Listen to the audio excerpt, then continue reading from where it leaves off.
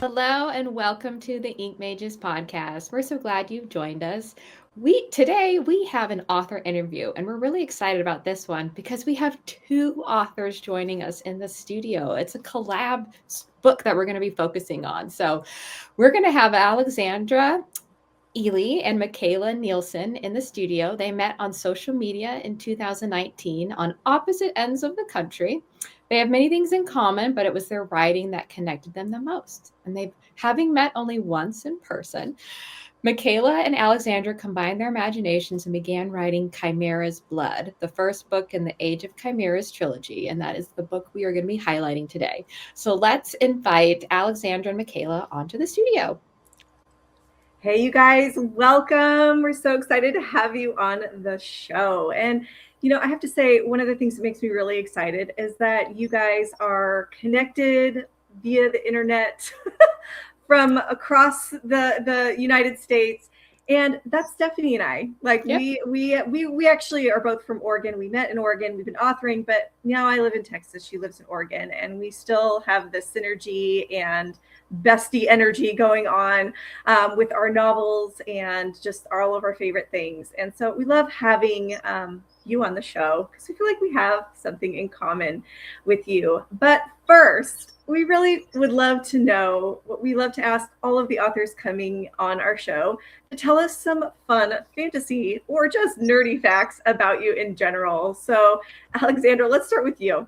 All right. Well, thank you for having us. It's really fun to find others that are, similar to us, because I think only in our modern age with technology the way it is could projects be done to this scale, this far apart. So, well, let's see. I love costuming, and to me, a character and what he or she wears is a part of their identity. Think of like Sherlock Holmes and his hat. A lot of swords, have their own almost character, depending, some more than others. But that was something that in Chimeras Blood, I had fun putting in. And so one of our characters that we'll talk more about has a satchel and a coat that is like he could not live without these garments. Oh, that's fun. And so I really do enjoy costuming and thinking about it. And yes, cosplaying. I don't nearly cosplay enough as I would like to, but in my mind, I do. Well, I know on social media, I've seen you do a reel or two where I think you had some really fancy sword maneuvers. I was like, oh my gosh. I was impressed. Yes. So the next thing that this is what I geek out about. It's pirates. I know random facts about pirates and sailing ships, though I've never actually sailed. It was just been a fascination of mine from early high school. And I love ocean legends and writing about pirates and mermaids and sailing. And that is really where I think in deep.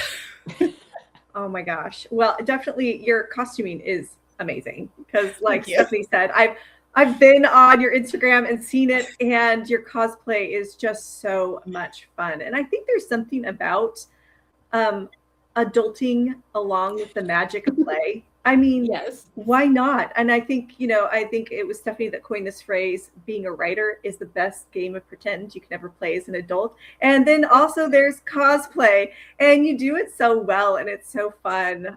What about you, Makayla? Yeah, well, I just wanted to say, like, Alexandra's obsession with these things has brought like a ton of richness to our story. So I appreciate her geekiness. I like it a lot. Although mine is different. So equally important. Yes. When I think of fantasy, I think of Avatar: The Last Airbender. Way into that. I'm actually watching it again with my 6-year-old right now, and we are just having the best time. So love that. I love seeing the maps, like the immersive world building is really what I love. And then along with the immersive world building is the character dynamics. It's one of the things that I love so much about Avatar, and something that we try to pull into our stories. But I love that. I'm also more than fantasy, it is dystopian. When I look back at if I look at my bookshelf, if I look at all of the stories I had when I was young, they're like way too much dystopian, where it's like, I was like, oh, I've read other things, right? I have, but they're not the things that like really like move me. So, but dystopian stories really do. So Hunger Games, The Giver, Matched trilogy, Insurgent, Divergent, all of those. Yeah. I think The Giver was the first dystopian book I ever read. I think it was mine too. And it like, I remember he was describing, the character was trying to describe color. And I was like, this is so cool. Like it makes me just think in ways that I hadn't thought before. So I feel like this might be a good time I've actually never read a dystopian book. What? And yet we wrote one. And so as we get into that, that was the first thing we had to decide, like when we were going to co-author, well, okay, what genre? And so she put out dystopian, and I was like, why not? I've certainly watched a lot of dystopians. Like my background is in screenplay writing. And so I've watched a lot of films, and I was like, I got the vibe. I like the vibe of dystopian. I've never really read a modern dystopian. I think some of my classics that I really like are like precursors, but I've never actually read a dystopian book. Oh, that's I've been on a dystopian kick lately. So like this, I want to dive in. So let's dive into your book. Tell us about Chimeras Blood and what inspired the idea for this book. Makayla, do you want to start? No, I was like, hopefully you're next to me on the screen and I can gesture to you. Let's see. Well, let's see. Yeah, so first of all, live on opposite ends of the country, and we met via Instagram on one of those follow me, I follow you, like challenges that are no longer follow trains. Yeah. Yes. And so we already knew each other. We were working on separate stuff at the time, and it started off as hey, why don't we write something together? At least that's the vibe I got. I was like, why not? And she suggested dystopian. And I was like, okay, cool. I've got these little toy dragon figurines that my son got for Christmas. I really want to write about dragons. Could we put dragons in a futuristic dystopian setting? Why not? And I think I was on a walk at the time, and probably like within an hour we had the major plot points kind of figured out and started to like get the characters in place, and it was really easy to get the ball rolling. One thing about this story, the original title, which is also still the name of our Pinterest board for this book, is The Dragon Healer. But there aren't dragons in this story. There are no dragons. The healer part is still very much important. It also evolved, but our original brainstorming for this story was different, quite different. And now it was more, the idea originally was more fantasy. It was kind of a fantasy kind of story, but it's now fully in the dystopian realm. So, yeah. We had a beta reader say, these aren't dragons. These are something else. Like every time I read dragon, it just like takes me out. And so we're like, okay, yeah, they're really more like, they're really like creatures, monsters. They're very, in our own imaginations. And so we found chimera as the best already existing word. Yeah. And they are an ancient mythological creature of like, I don't remember the specific creature that is in ancient myth, but it's like 3 animals smushed into one. Like Yeah. lion, eagle, snake. Is that- Yes. I I wanna think say. that's it. And- so we're like, that works.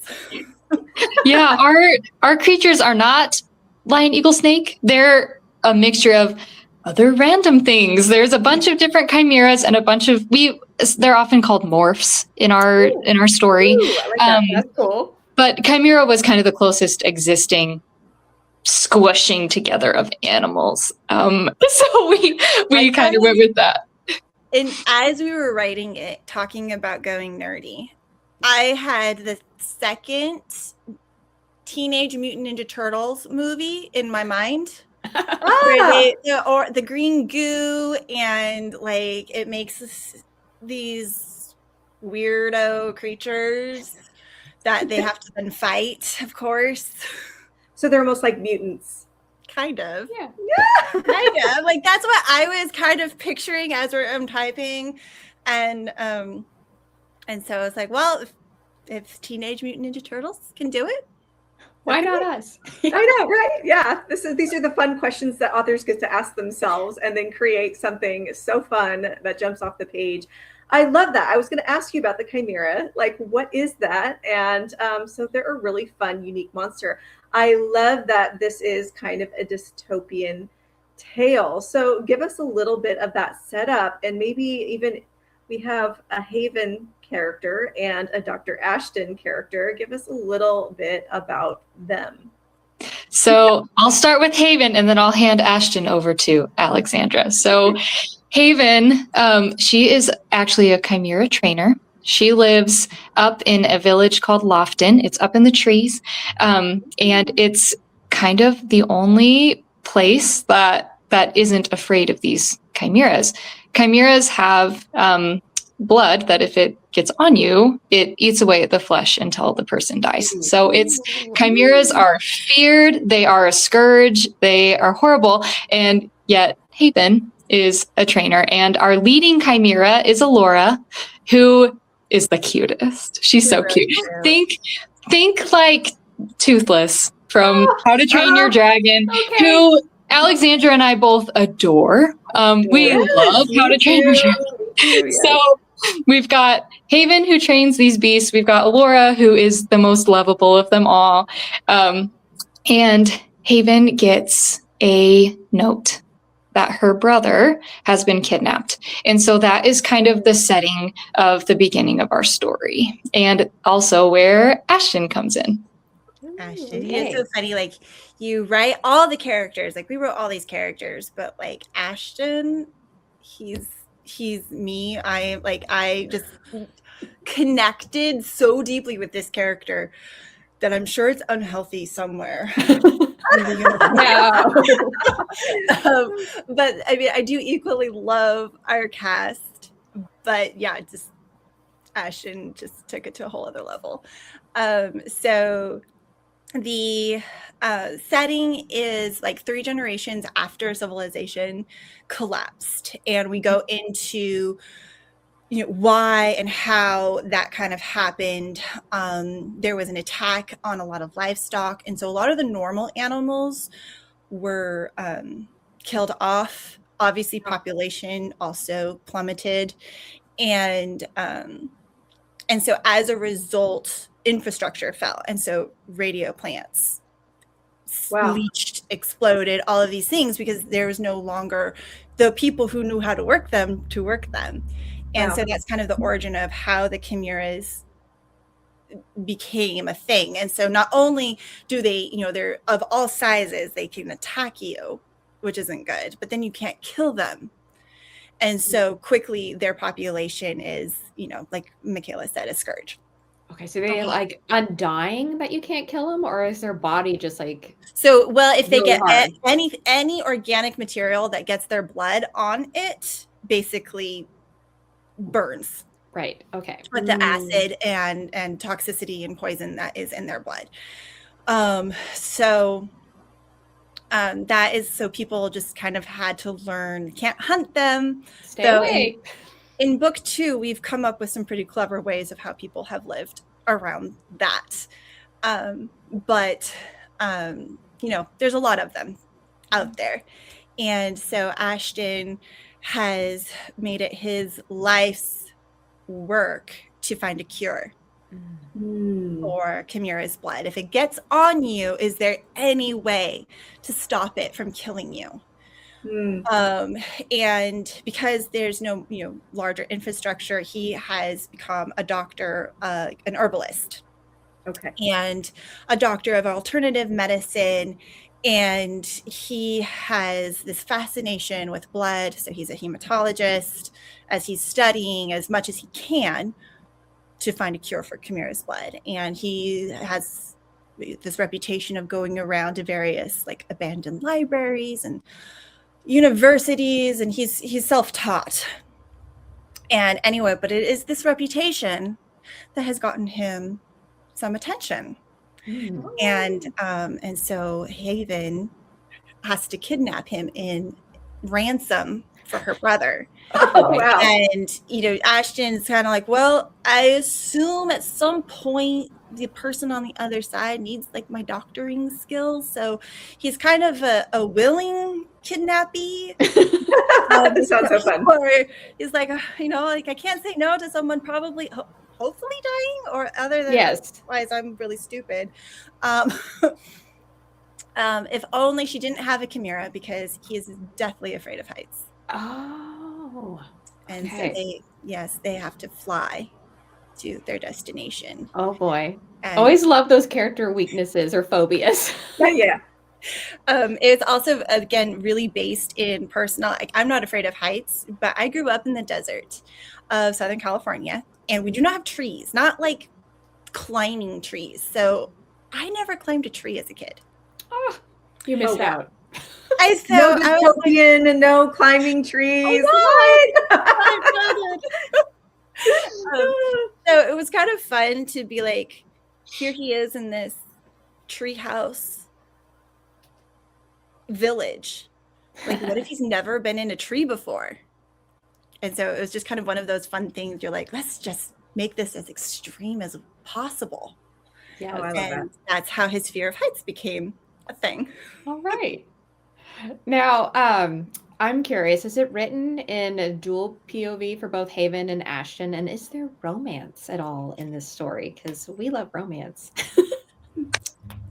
Yes, there is romance, and it is fun, and it's a lot of banter at first, because it's like Ashton isn't one that's going to be. He's not going to be hateful or spiteful, or so he's more like exasperated. So our banter is a mix of Haven, who is like, I'm in this awful situation, and I don't want to kidnap this man. And this man who's kind of like, she's like baffled, like, why are you not more like upset about the situation? So it's a story. The arc is them having to work together and try to figure out what's going on. All she has is this note. So they have to go across the country and learn to work together and try to figure out what's going on and learn to try to trust each other, even though this is a really odd situation that they've been put in.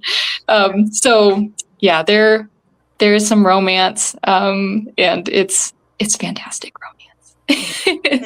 I personally like, in my writing, in the romances that I write, to show young readers, because this is a young adult target audience, but like how it could really work.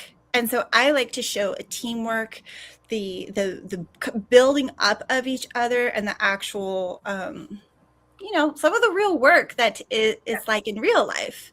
But of course, it's in this fantastical setting that's hopefully not realistic for anybody in the real world. and so there's allowances there, but I just love they have to rely on each other in so many different ways, and then they see the value of the other one in these situations. And a couple of times they have like these aha moments, almost like, wow, you're like really good at that, or you do that too, or you think that too, and you're okay with my quirks, and so I feel like we did a good like unfolding of a little bit more realistic relationship building than just like an insta love. yes. Yeah. Yes. Okay. And they work for it. And then we're working on book 2 already, and they're still working for it. I love that. I love that. So maybe it's a little bit of a slow burn too, for readers, which is always fun. We like to really cheer on our hopeful matches. I love how whimsical this sounds. It sounds fun. It sounds adventurous. It sounds like there's a lot of edge. And for whatever reason, I'm hearing it reminds me of a little bit of the movie of Love and Monsters. Have you ever seen that movie? Yes. I love that movie, and it was so much fun to watch. And there's a little bit of something like that where there's these monsters and having to go on this adventure and dystopian setting. And so I really love that, just that fun idea of your story. And what I'm really curious about is how did this writing relationship, how does it work? Like, what do you guys do? How do you structure the story together? You're miles apart. Like, how does this come together? I mean, I'm just curious. I've never done anything like that, working with another author, and just curious. Yeah, so it takes a lot of talking. We have Marco Polo, we have Google Docs, which is where everything is written, and we do a lot of brainstorming that way. When you see our document, usually one person will start, and then the other person will go in with their suggestion mode and their whatever color that is. Alexandra to me always pops up as green, so Alexandra's green to me. Yes, I'm pink. Oh, great. Okay, so she goes in, and I will have written something, so it'll be black, and she'll go in and rip it up, and it'll be green, and then I'll go in and accept half of them, and so then the other half is pink, and so this document turns into 8 million different colors. But basically, we each touch every single word, every single sentence, every paragraph. We just kind of, I don't know. Alexandra knows she can't hurt my feelings when it comes to ripping up my work. Like, I will send her things sometimes in a text and say, hey, I wrote something, but it's trash. Like, just, it's like, I don't care what, as long as we're getting words on the page, we know that the other person's got our back and we can make it better. So it's a lot of just get it out there, and then we work together to tweak it to make it the way that we want it. Does one of you have more strength? Like, I love doing all the clothing descriptions, or I love the setting descriptions, and other person's like, give me the banter. Like, do you guys have a strength and weakness? Yeah, yeah, I think so, but not so stark of like strength and weaknesses. It's that, like, her strength is by far like the banter. And so what she'll do, I call it her magic wand. She'll come over like with what I've started, as far as like their conversation might go, and she'll just like put her magic wand over it, and now it's got a peppiness and like a good rhythm.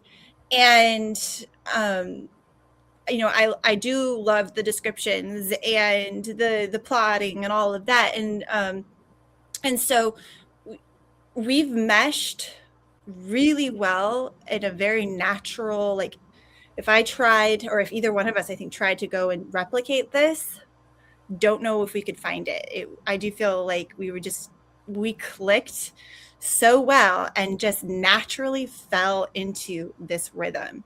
Yeah. I remember one line, I wish I could remember the line, but like every other word, it was green, pink, black, green, pink, black. Wow. And we're like, we tweaked it until we both liked it.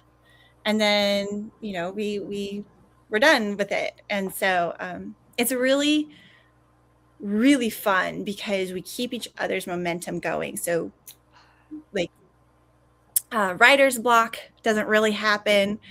If she's written the rough draft, I come along and practically it's the first draft. And so each time one of us passes through it, we're getting that much closer to it being ready. And so it sped the process up, I thought, in the long run. Yeah, I wanted to touch on kind of the voice, the cohesive voice that we've created in this story. If you read Alexandra's individual work, it is entirely different from my individual work, and it's completely different from Chimeras Blood, which is entirely different from The Voyage of Clara Bowman, which I have another co-author for. And so our voices are just together. It made this magic story. And not that, I mean, look, Alexandra's writing a mermaid story right now, and it's also magic. And look, it's a different kind of magic. And so it's fun to see how these work together. And yeah, I like the magic wand analogy. I'm glad that I love that.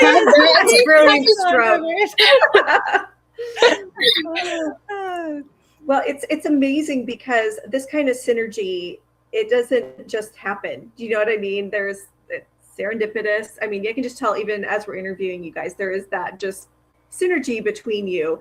And what an amazing thing that you guys got to find each other and get to do this together.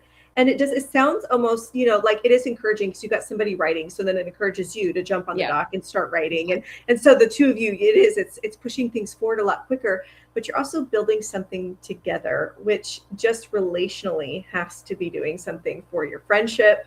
And just being able to do this together and build something amazing that you get to share with the whole world. How amazing is that? I absolutely love that. What is next? So you guys have a whole series you want to write. You're working on book 2. What does this look like in the future? Like, how many books have you planned, or do you even know at this point? Well, how many books has Alexandra planned? Is the answer. So Alexandra is our my brainstorming engine.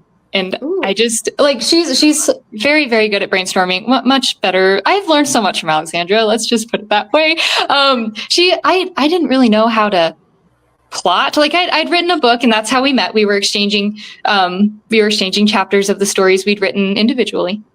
And so I remember she's like, so what's your next step? And I'm like, I don't know what the steps are. And so she kind of essentially taught me how to plot well. And so her imagination and with the knowledge of the craft helps us to have all of these awesome ideas, which also turns into, this might end up being a 5-book series, where it's where we had always said okay, it's going to be a trilogy, but then we also have ideas for a prequel. We also have ideas for kind of a shoot off standalone by one of our continuation. Yeah, one of our side characters who's awesome. So far, that's only one book, just so you know, Makayla. I only have one idea for that character so far. So maybe 3, maybe 5. We don't know. So it's evolving. I love that. It is. I think so. When we first wrote Chimeras Blood, it was a single story, and then we got to type the end, and I remember texting her, "Do you really want to be done? You sure this is the end?"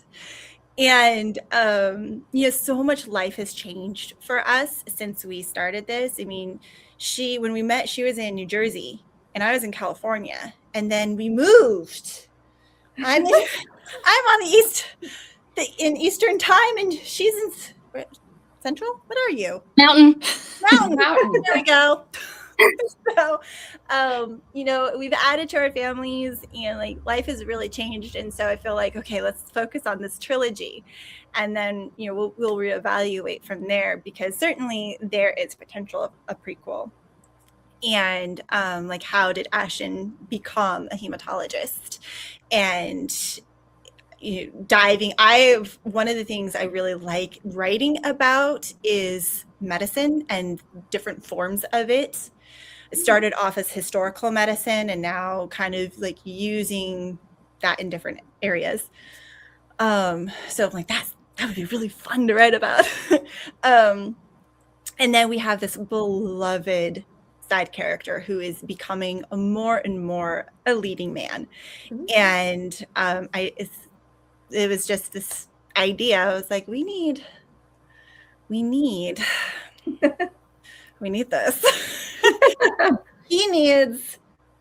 We need to know how he grows up. and becomes his own, because he does kind of feels like he lives in Ashton's shadow a little bit. And so he's also a near and dear character. They're all awesome. In my opinion, they're all awesome. Yeah, we love our characters, and it's always surprising when you love one so much they deserve their own little side story. Absolutely. I mean, I recently added a prequel to my own young adult series, so like that happens. You want to honor that character, and a story can surprise you when it does that. So I have loved hearing about you guys talking about your collab work. So what advice would you give to authors who are interested in teaming up with another author? Like, what are advice that you could give that's worked really well for you? Oh, let's see. Where to start? Well, like I mentioned earlier, if you're not comfortable like sharing your work with other people, it would be really hard. But if you're like me and your feelings can't get hurt by someone ripping up your stuff, then it's a great plan.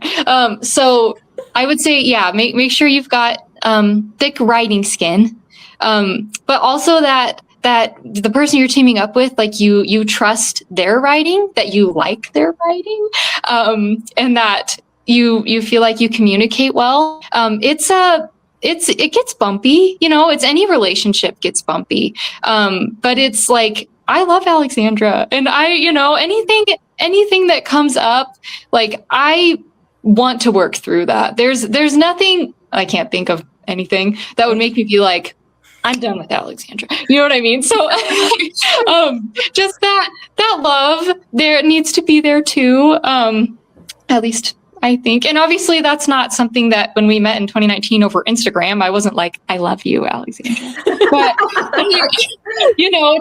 to grow that friendship and have it mean enough to you that you want to do that.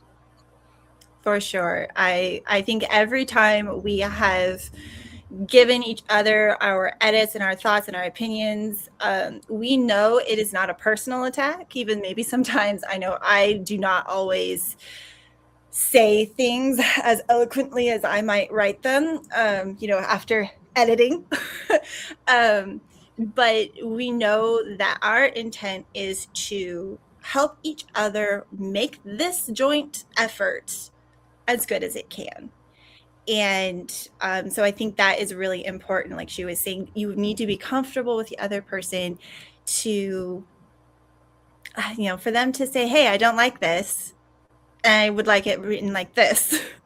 And I feel like I have learned so much from Makayla. Like she's really good at individual words, like that syntax, and bringing together a sentence that has style. And I've learned a lot from her in that sense that I was lacking, because I was first interested in writing historical fiction, which is long, wordy sentences. Yes, she modernized my words. And so, yes, be comfortable with the hard stuff and then be able to geek out with each other. I think one of the most fun things is that, well, even though no one else knows the story, we can geek out about it while doing the dishes, on Marco Polo. and so, and don't force it.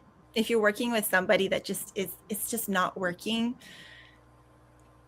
call it. Yeah. It just doesn't fit, because you should be able to enjoy the process, because it's long. Yeah. I mean, we've been doing this we've known each other almost 7 years this December. Wow. And so we've been writing together for 4-ish years. Wow. I think so. So helps if you like the person. Yeah. Well, you definitely have to have it feels like it's more of a professional relationship. It's a friendship, and being able to have that similar vision that you're for one another and you're for the project. I love this. I'm excited to read this book. I'm excited for our readers to pick up this book. Again, this book is available on Amazon. So, Makayla, Alexandra, where can our listeners go to find your book and more information about you? Yeah, so we have a publisher, Jumpmaster Press. They have our book on their website. It's also on Amazon. There will be an ebook available as well shortly. And we each have individual websites. Mine's MakaylaNielson.com and then AlexandraElybooks.com. And then we're both on Instagram, Makayla Nielson and then Ely Landing. Well, Ely _ Landing. Yes. So my nautical self. I love it. Well, you guys, thank you so much for joining us. You guys jump on their Instagram, look at some of Alexandra's fabulous costumes, get on Makayla's Instagram, find out more about them and their storytelling, and support them, because that's what we love to do here on the Ink Mages, is support great storytelling and great storytellers. So leave us a like, leave us a comment, let us know what else you'd love to hear the Ink Mages talk about. We love that you've joined us. We love that you're listening, and we can't wait to see you next time.